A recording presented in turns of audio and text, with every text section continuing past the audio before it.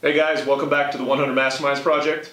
In this video, we're going to listen to Heath Armstrong as he talks about his Sweet Ass Domination deck. He's launching a physical product. It's the first time he's doing this, and he has some questions, some concerns, and the Mastermind group, we all work together to try to help him figure out the answers to it. Enjoy the show. No, I want to hear about the Rage Create cards. Do it.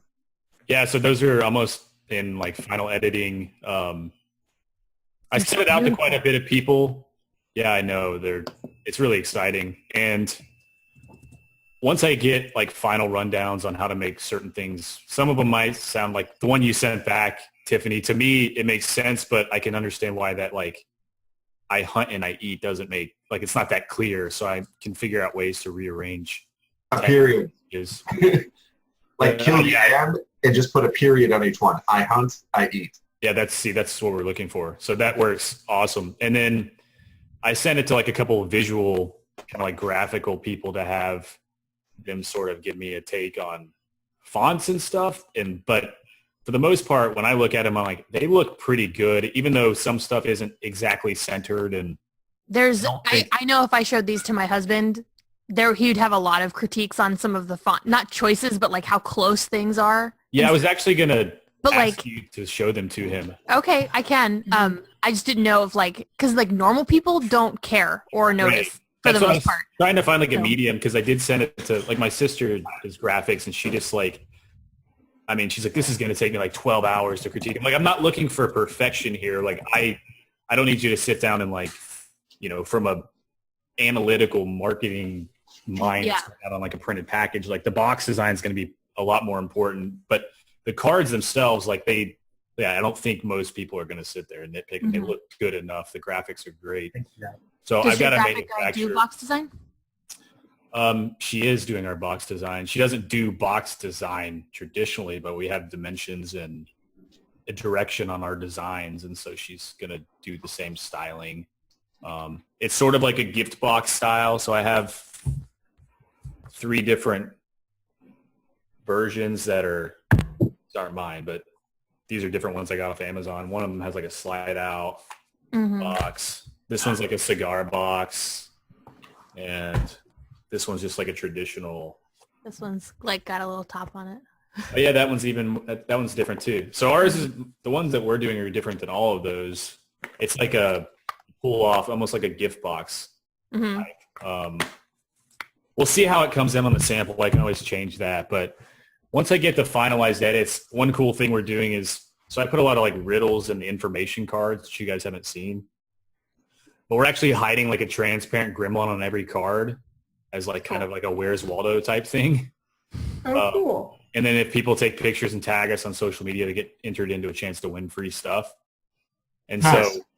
So I don't think I put that in the version that you edited on the info cards, Lily. No, I don't. I added in a little section. It's just like a little rhyme about like gremlins hiding, and it's pretty direct. Like if you read it and understand it, you'll be like, oh, does that mean like I'm supposed to go find cards? But it's not like, hey, go find gremlins to take pictures. But that'll be fun to do with. And then we have a shell for a website ready where we're going to have posters. And I actually wanted to send you guys this like Facebook. Well, it's like it's like a free download wallpaper, but it'll also be the Facebook cover. But for some reason, it came through like, I don't know how to rotate a PDF, but when I saved it to my computer, it was like sideways. It's in the edit tools. Oh, is it? Okay, I'll send this through on the chat, and you guys can look at it. Like as soon as these are exactly where you want them to be, like let me know the minute you have it like ready and it's printing for launch, because like I would pay, and I would even volunteer my time to have these as like a wallpaper on my phone. Yeah, I know, man. I'm excited for that, and coasters, and they can all be like, each one of them can be an individual poster. Like we're going to have, it's going to be really sweet to mess with. Like I took away all the heavy stuff that it feels about a project like this, and I got back to like, well, let's use it to growth hack and do fun things like test marketing and play a game, like, so we're going to do a Kickstarter. Yeah, and I'm going to keep it pretty simple. Like I'm not going to have like a dick ton of different products. I'm not going to have a butt ton of different products on there. Butt ton sounds worse than dick ton in my opinion.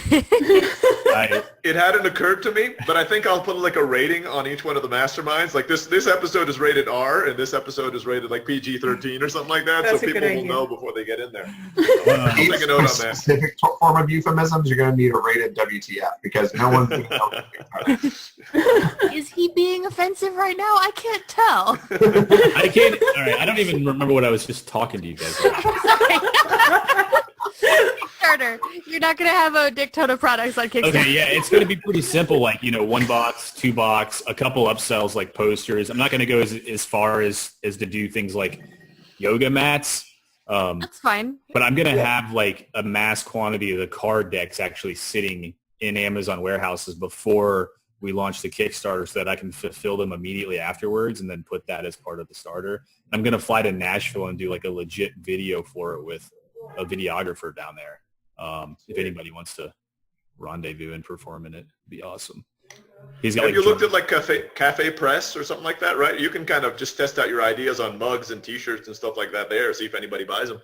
Yeah, we have a merch funnel kind of rolling already with some stuff, but it's all at such a baby stage. Like the cards were the main thing, and the other stuff we can kind of, whatever I'm not good with vocabulary, disperse onto different products and tests. But like it's going to be a lot about learning how to drive traffic, how to build, how to actually convert with Instagram ads and social media ads. And I see private label Instagram ads working a lot. Like they pop up on my phone a lot.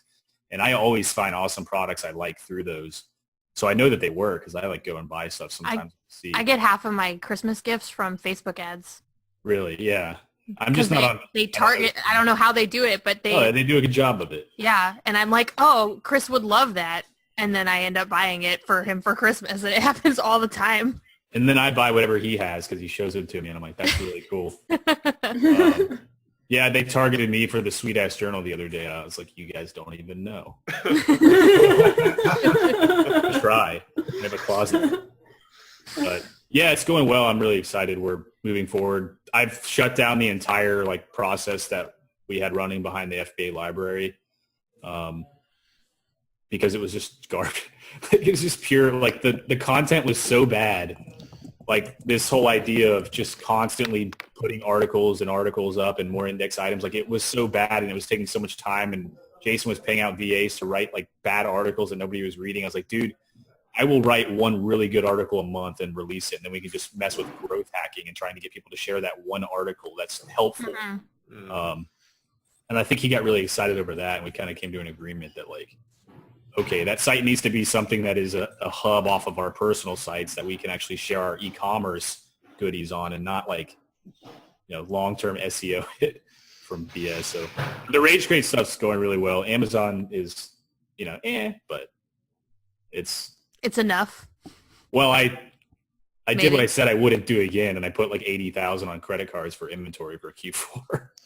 So we'll see. We'll see if it's enough come the end of December. But I think occasionally you just like to hand Jeff Bezos a giant bag of dildos and just dare him to hit you in the face. I'm not saying it was the wrong decision, but I'm thinking you like living on the edge. I can't help it.